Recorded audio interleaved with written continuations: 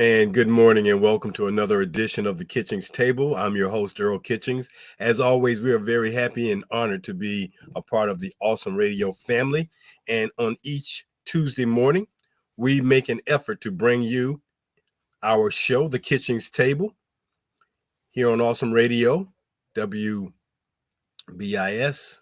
LP 106.9 FM. Also, you can check us out on Facebook, YouTube, Roku, and GPAC 23.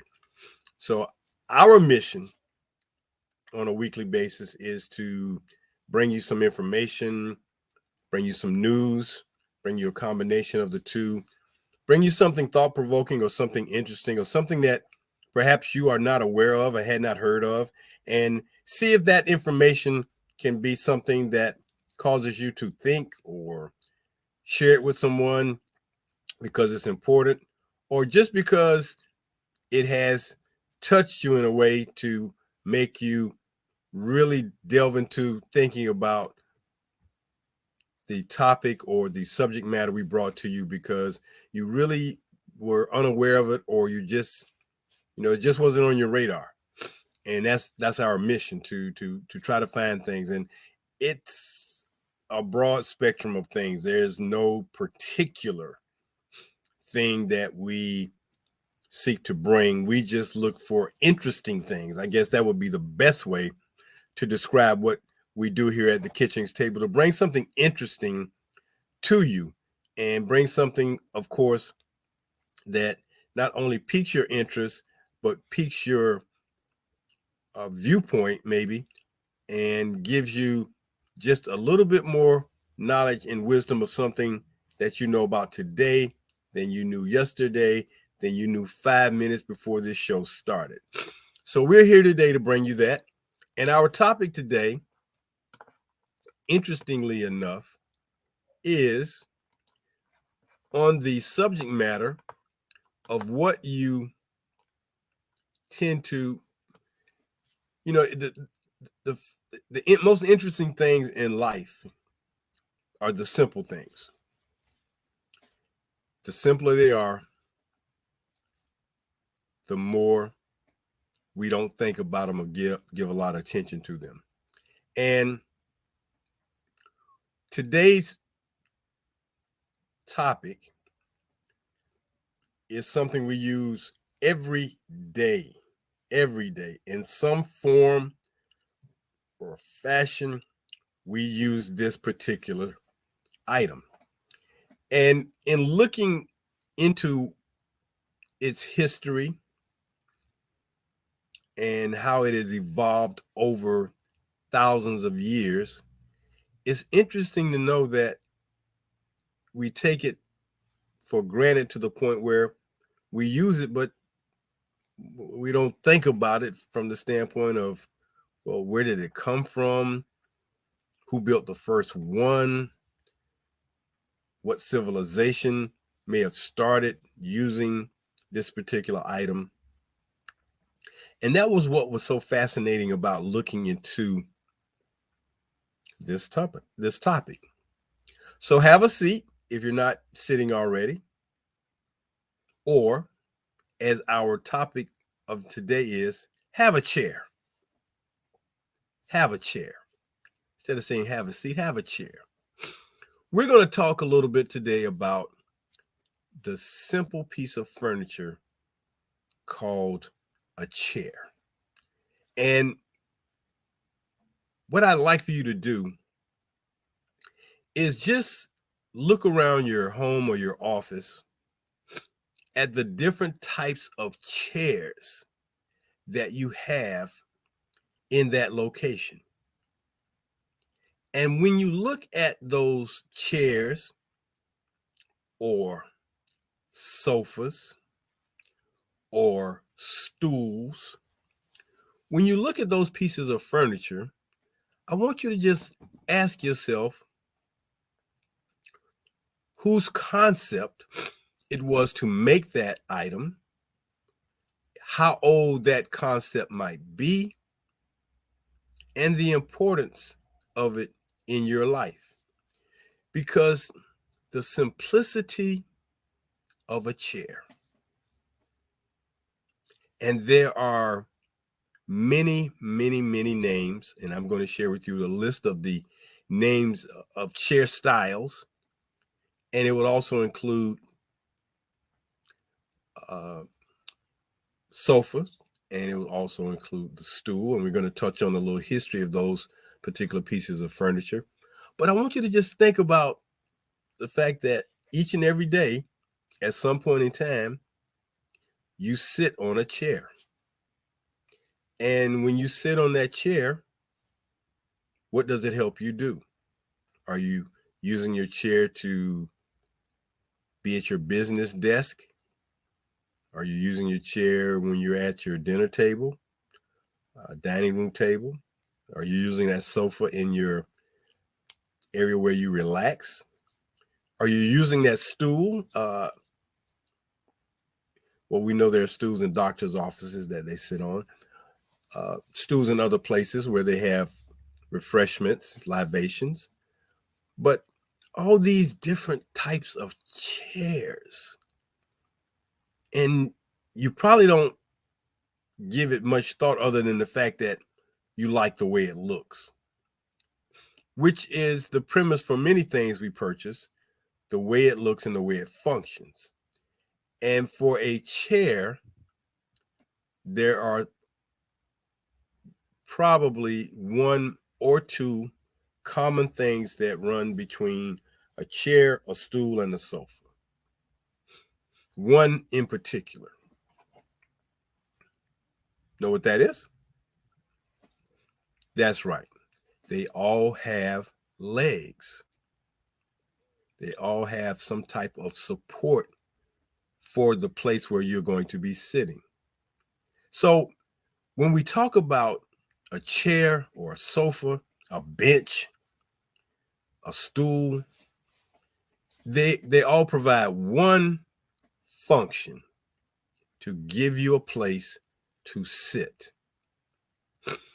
And for that sitting, what we're doing is resting our body so that we aren't standing on our feet so long. So if I ask the question, where do you think chairs originated? Would that be too much of a stretch to ask you to think about where that or what that might have been, or where it came from, or what civilization it perhaps started with? Ironically, chairs are known from ancient Egypt. Now, you've heard sometimes, if you're open-minded enough to accept it, that Egypt is the cradle of civilization. And a lot of things that we have today and know today and use today is credited for being from Egypt. And then perhaps from China, and so on and so forth. But credit is given to ancient Egypt for the chair. Now, when you talk about ancient Egypt, and when we talk about things that are ancient, well, of course, those things are old. Well, ancient Egypt would be that period of time in civilization around 3100 BC. So that's at least 3100 years plus the 2022 years that we live in today, or a little bit more. So a chair is approximately what? Close to what, 4,000 years old? 5,000 years old? And it's been around just that long, and used in ancient Egypt. And from what I was able to read about, the chair was not what we tend to see a chair as to look like today. It was a lot lower and closer to the ground, shorter legs, wider seat with a back. Now, you have to remember also that people in that particular time of ancient Egypt may not have been as tall as we know people today. Maybe people were no taller than about 6 feet at the most. Most people were short. So they chose to sit on or make chairs that were closer to the ground. However, before chairs were made,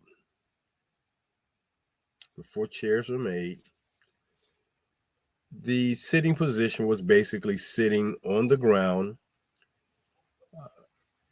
either in folded legs, for kids in school, crisscross applesauce, that position. And that was, you know, your seat, your chair, it's sitting on the ground. It's been depicted that Native Americans here in this country sat on the ground most of the time when they were in a resting state or in a communicative state, sitting around discussing things with others. But the chair comes all the way from ancient Egypt, 3100 BC. That's a long time ago. But yet, the idea of formulating a piece of furniture where you can sit down so you can stop sitting on the ground. However, of course, chairs were a thing of prestige, thing of royalty. You know, not everyone had a chair. Chairs mostly were found in, where the upper echelon of civilization, people who lived, if you were heavily endowed in money or whatever, kings, queens, royalty had chairs, and their chairs, the grander the chair, they became known as thrones. But a throne is nothing more than a chair. The physical part of a throne is nothing more than a chair. And a chair, i.e. sofa, i.e. stool, consists of the four legs. And that's probably the most interesting thing about chairs to start off with, are the types of legs that they are built on, because they can be wide, they can be narrow, they can be long, they can be short, they can be decorated very fancifully, carved very fancifully. And you got to think about the fact that the primary the primary resource of making a chair was from wood. Civilization had not gotten sophisticated enough to make it out of metal. As a matter of fact, making, just the idea of metal was to make a chair or something of that nature. I mean, jewelry was one thing, but a chair, especially out of steel, I mean, gold, they were able to, gold is a soft, precious metal. So you can mold it and move it around. But steel is not. So you needed, some things in order to make that steel work. But most furniture, as it is today, is made from wood. The pieces are cut, the pieces are assembled, and then the furniture is completed. Now, you do realize one particular thing, that in order to build anything, in order to make anything, it requires three things. First, you got to have the idea. Then you got to start working on the dimensions of the idea. And teach your children this one thing. When you hear the word dimension, most times it references something with numbers. So you have an idea, you got to think about the dimensions you want to make this product, this chair, since we're talking about chairs, and then you have to cut the pieces to a size and then build it so it fits. Because think about it. If the first piece of furniture or the first chair was a stool, the simplicity of a stool, and most stools, as we know today, are four-legged, like most chairs, but in ancient times, stools may have been just three-legged. So you first got to start with the legs, and you got to make sure that each leg is cut at least in the same width and length, so that when you attach them to the seat or the base, that when they're attached, they sit evenly on the ground or the floor. Imagine how many times it might have taken someone to make that chair from scratch, and what it took in order to make sure that the pieces were the same length, same width, same size before you attach them to a base. And think about the crudeness of the tools used to make this furniture or this stool. And things became refined over time. You know, they show pictures of ancient Egypt with these very fine chairs. So, you know, man evolved, and, you know, furniture evolved, and man created furniture or built furniture. So you had to have some people who could think, reason, figure out how you're going to, you know, make the pieces, put it together, and then build it. And then if you built one, you might have to build more than one. So the whole process is so interesting, because if you built one, then someone said, well, I want one too, or build one for me. So now, as a person that builds or makes chairs, you now must think in multiple pieces. If you're going to build 10 of them, that's 40 legs. You got to cut 40 legs, shape 40 legs, make 40 bases.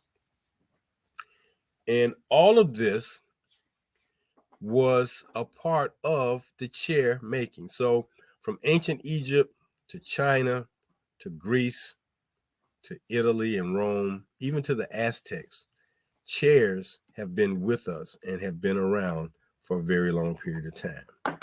Now, when we talk about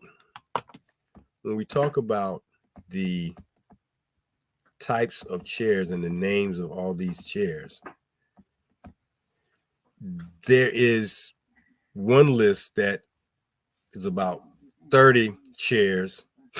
And then when we talk about the names, these are the styles of chairs that you have in your home, your office, in your business, you've seen in restaurants, you've seen in the movie theaters, you've seen in hair salons, barbershops, you name it, there's a chair in that location. So when we talk about the different names in the list of the chair styles, I want you to think about and visualize each one of these in just their dimensions and the way they're shaped and manufactured, just what they look like, how they function. Because as the chair became more prominent in civilization, of course, people have different ways of thinking about how they want chairs to look, So we talk about chairs, we talk about sofas, we talk about a stool. And again, a stool came about from ancient Egypt.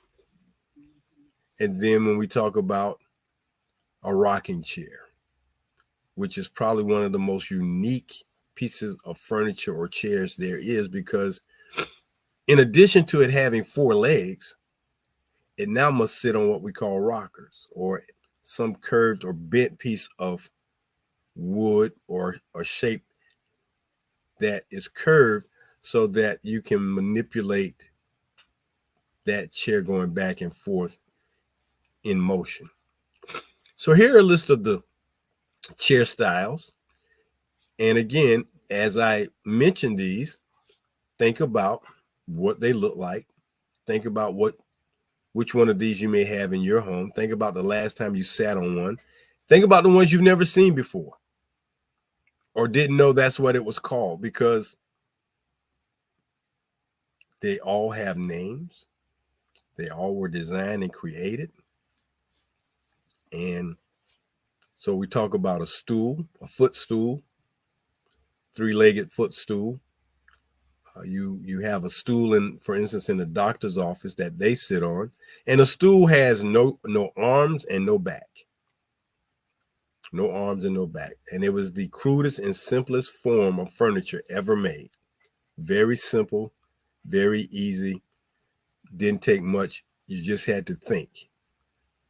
And once the thought process went into it to make it, imagine making that first stool and your friend seeing that and seeing you sit, instead of sitting on the ground, you're no longer sitting on the ground, you're sitting on this piece of furniture. And then you sit a little higher than where they're sitting on the ground. And then from that point,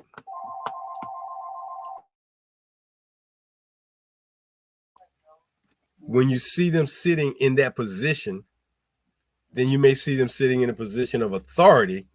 That's kind of what it makes you feel like. They're sitting in a higher position than you, so they feel like they're above you to some degree. But that was the stool. So your friend sees your stool, and of course, like we do most of the time, we say, I want one of those.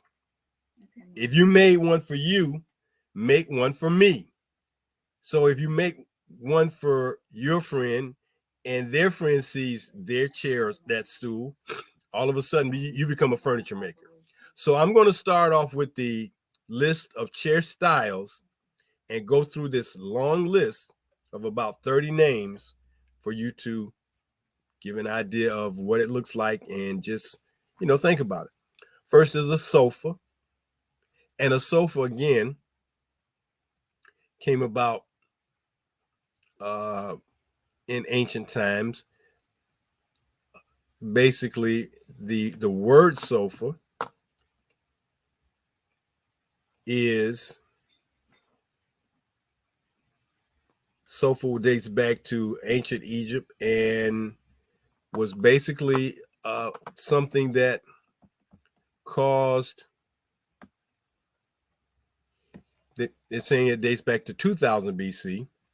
And sofa, not S-O-F-A, but then it was S-U-F-F-A-H, translates into the word bench. So you had this bench, and then you had these other, types of, and then of course they said in Rome they created what they call a chaise lounge. They like to lounge and eat while they're sitting on the sofa. But you got a sofa, got a park bench. Think about a park bench and the types of benches you see outdoors. Park bench, there's a bench for athletics. There's all kinds of benches outside. There's an upholstered bench. And as I stated, stools started out with no arms, no back. But then you got an armchair, and it's just what it says it is. It's a chair with arms, and it has to have a back. There's the cantilever chair, the wing chair, and of course the wing chair is the back, and the top of it kind of broadens out across the top. There's a deck chair. So if you have a deck at your house and you got a lounging chair, there's a desk chair, and we've got all kinds of desk chairs, from the simple office chair to the executive high back desk chair, a barber or a salon chair, operated chair, a garden chair, and a garden chair is probably more closer to a stool, a folding chair. Imagine what it took to make a folding chair. That took some ingenuity, because now you got working parts, moving parts. And that, again, the dimensions have to be precise, because the slightest dimension being off, what happens is it doesn't function. Folding chair. And of course, there's a throne. There's the ladder back chair. There's a stool. There's a Windsor chair. There's a wheelchair. Again, ingenuity. Think about it. A wheel chair. That encompasses two things. First, you got to have this chair, but then if you want that chair to move, think about somebody coming up with the idea and say, well, I don't want to be stationary. I don't want to just be here. I want a chair so I can move around. Well, once the wheel was invented, somebody thought, if I put wheels on my chair legs, I can move around. And again, the creation of a wheel, a circular object, smooth edge all the way around, because without that smooth edge, it will not roll. So think about that. And of course, the first wheels, of course, were made from wood, but the ingenuity of man. A waiting room seat, a wooden chair. And I think, when we talked about a folding chair, when we talk about a director's chair, the kind of high chair that you see movie directors sit in when they're doing movies, that's a chair that's interesting in its concept, because it also collapses and it can be moved. So we talk about all these types of chairs. And as I called them off, I hope a visual came to mind so that you could just think about that simplicity of that piece of furniture in your possession, or that you use or you utilize when you go somewhere, and what it looks like and how it functions, and the uniqueness of it and the purpose of it, because it all is functionality for the body to have a place to rest. Hey, you're listening and watching the Kitchings Table here on Awesome Radio, WBIS LP 106.9 FM. We're happy to be with you today and hope that you are in tune and listening and watching and learning something today that maybe you had just never thought of. And today, our topic is have a chair. Most times people say have a seat. I'm saying today have a chair, because we're talking about chairs and the simplicity of a piece of furniture that if we did not have it, what would our lives be like? Think about that. If you didn't have a chair to sit down and have a meal, what would that be like? Or to do your work, or children in school to have a desk, or any other place that chairs / sofas / stools are used. Just think about what that would be like. Now, in that we're talking about chairs, and as we stated, they date back to ancient Egypt, 3100 BC. which was a very long time ago, but man, Egyptians created this furniture. Then we talk about another piece of furniture. We go from a chair that moves about from place to place to, rather than having a chair that moves about to move me from this part of a room to that part of a room, I want to sit in my chair, but I don't want to just sit here and be still. And what came out of that was a piece of furniture called a rocking chair.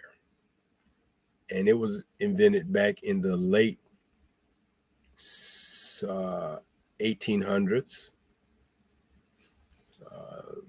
somewhere around 1758, I believe, but it progressively grew into the 1900s, into the 1830s and 40s, where that concept got perfected.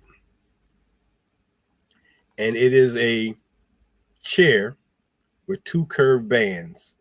You got the four legs and the two curved bands to support those four legs. And those curved bands allow you to move back and forth, your body weight, or you can push off with your feet. And once you go back and forth, you have motion. And that motion is a calming effect, would you say? Because in addition to a rocking chair, those same bands were put on another piece of furniture for babies, which was a cradle, and that motion helped babies to go to sleep. Then you had another idea to come on the scene from this concept of a rocking chair for children, of course. It was called a rocking horse. Now, many of you may not remember that. Many of you may. It was basically a toy, but it was a object that a child would get on and they would rock. It would be a horse. Basically, it was a chair in the shape of a horse for a child to sit on. And then they put the curved bands on it, and it allowed the child to rock back and forth, motion. And it was entertaining. It kept a child entertained. It kept them busy. So a rocking chair, a cradle, and a rocking horse all come from that same concept of putting curved bands on the object of furniture with four legs so that it could move. So we've got all these chairs that we sit in. And as we look at how they have evolved, some of them which are so functional. I think about all types of folding chairs. Just think about what it took to make that function. And you've seen folding chairs made out of plastic, wood, metal, and they all have that one common purpose: to be moved from place to place and provide temporary seating in a way that you can take that chair, fold it, and move it somewhere. And then you think about these chairs that they make nowadays that fit in the long nylon bags that we pop out a lot of times at the beach or at concerts or outdoors. Though that concept of a chair is a very interesting concept. You think about chairs on wheels. You think about wheelchairs, and wheelchairs have the very large wheels next to the armrest, and then you have the smaller wheels for where the feet go. So that large wheel was built to help the person sitting in the chair to be mobile. It can roll that wheel and move about. But even that concept has been refined to look different depending on what hospital you're in and what manufacturer they may have bought or purchased a wheelchair from, how it is used to move people around. And again, it's basic concept. It's got, instead of having 4 stationary legs, it's got 4 wheels. And it's got a seat base and a back and arms. And it's there to help move people who are unable to move themselves from one place to the other with minimal ease. And, then you think about chairs that swivel. A swivel chair is a base with a vertical support to the extended legs, which are now on wheels, most of them. And the chair allows you to spin in a 360-degree pattern, a swivel chair. I'm sitting in a swivel desk chair, office chair now. And of course, they made it where you can, recline backwards or lock it down so you can't do that. But all these chairs that have been created and made over all these years, man continues to find a way to make a chair to evolve for a different purpose or similar purposes, but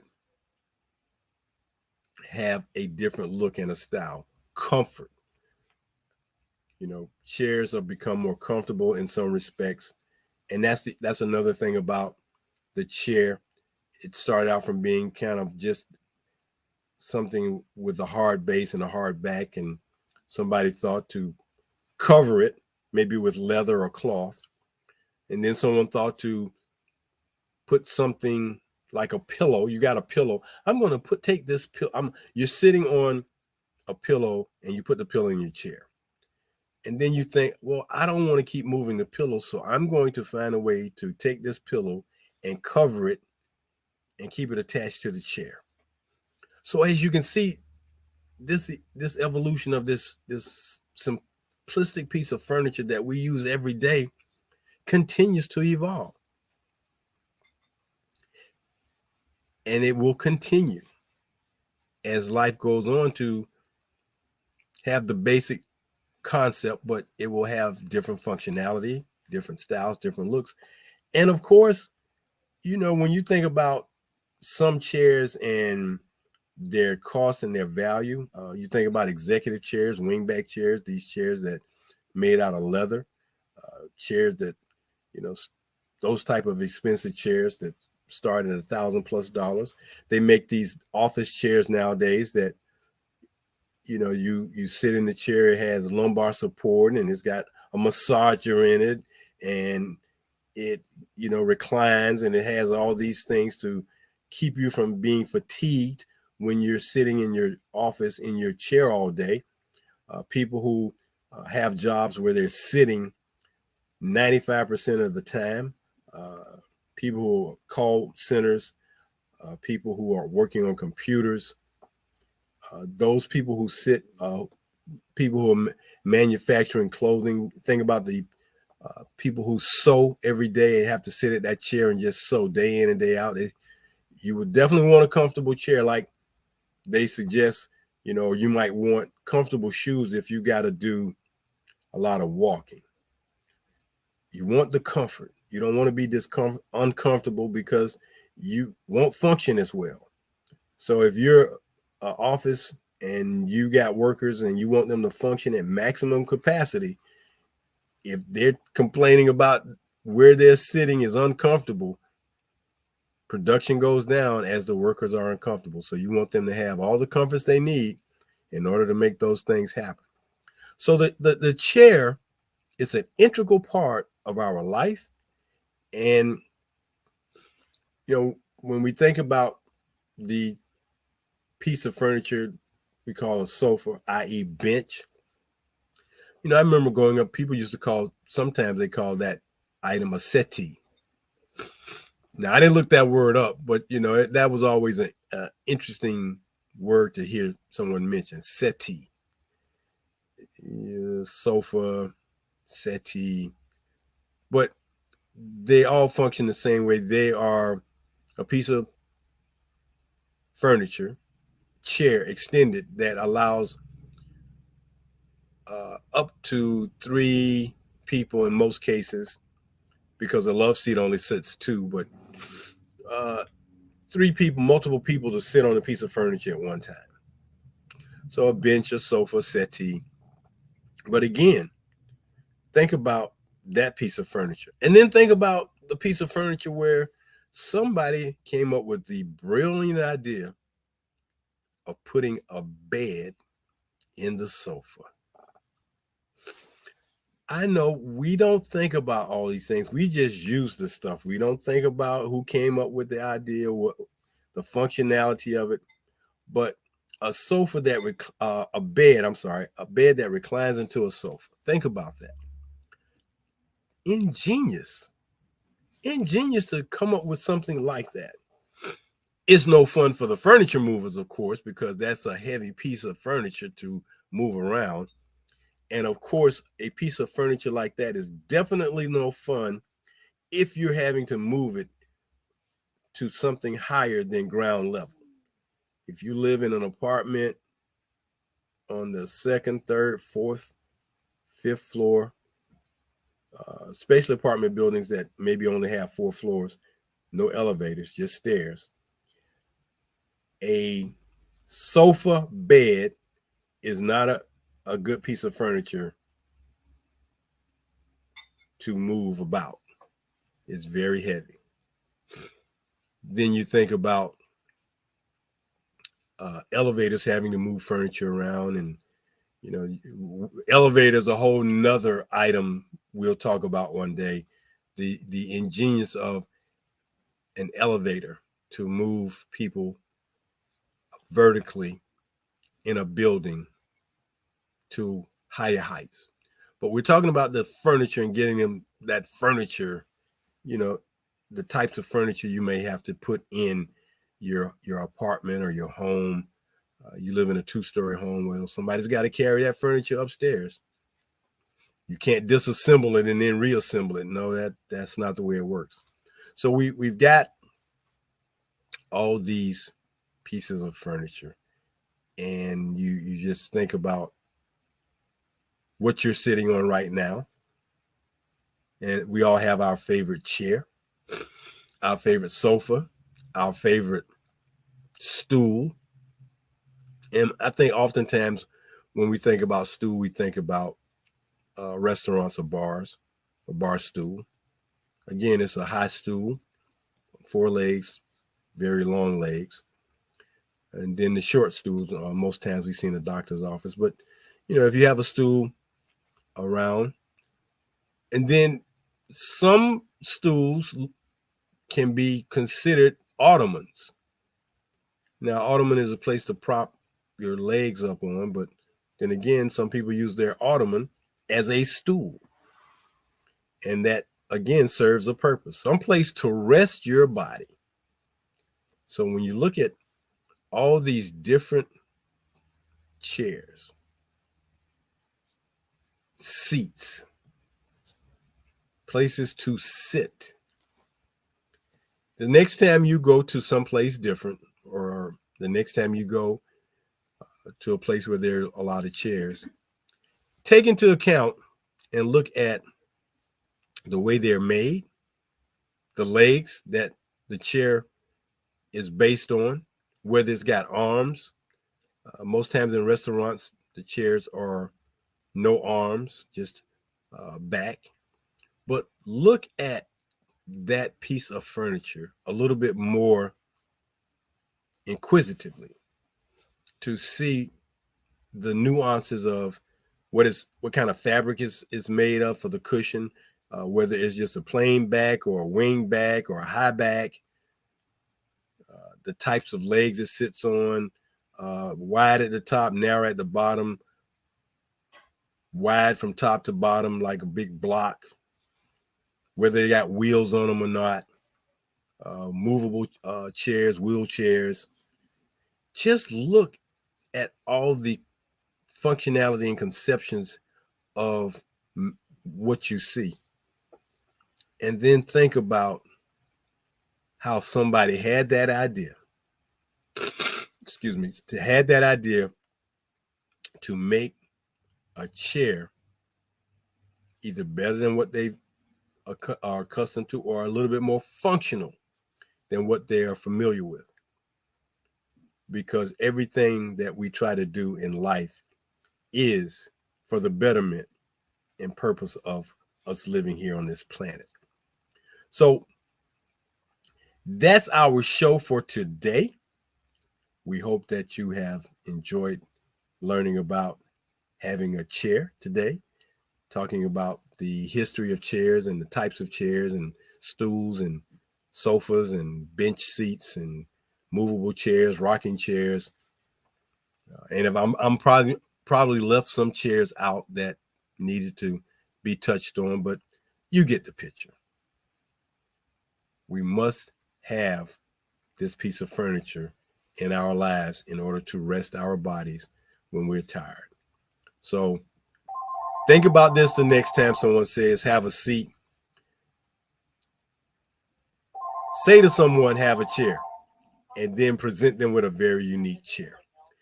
This is the Kitchings Table here on Awesome Radio, WBISLP 106.9 FM. Until the next time, I'm Earl Kitchings, your host, saying have a great week. We're approaching the holiday season, Christmas holidays, Hanukkah, Kwanzaa, and continue to give of your time and service to others. Do something nice for somebody else. Till next Tuesday, when we'll be a week away from Christmas, I'm going to say bye-bye. Have a great week. Talk to you then. So long. Bye.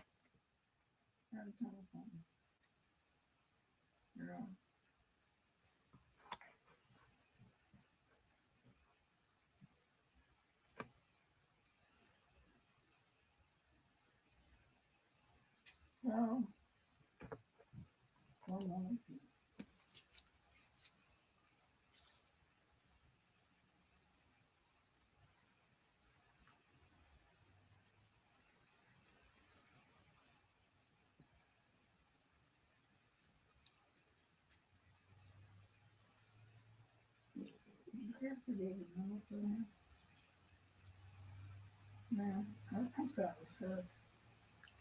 You tell me your name and number. Oh,